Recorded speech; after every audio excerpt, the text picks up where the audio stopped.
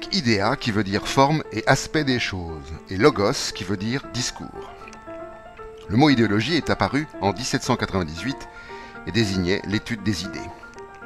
Napoléon considérait l'idéologie comme une abstraction dégagée du réel, hors sol, qui ne rend pas compte de la réalité. En 1842, idéologie désigne un ensemble d'idées qui influencent un gouvernement ou un parti politique.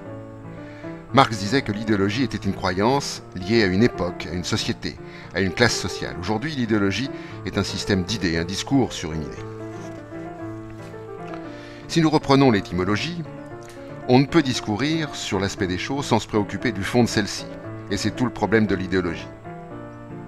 Pour le dire autrement, se faire une idée des choses ne rend pas compte des choses. C'est pour cette raison que les idéologies font des promesses, pour échapper au réel.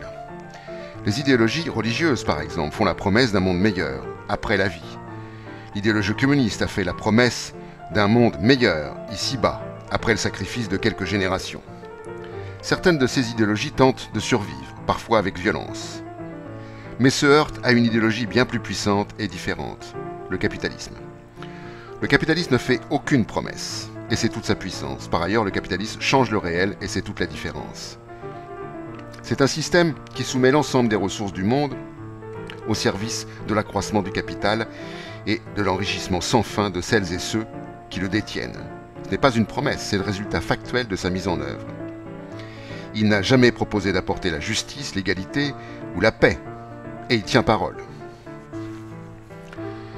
La puissance du capitalisme est telle qu'il absorbe toutes les idéologies concurrentes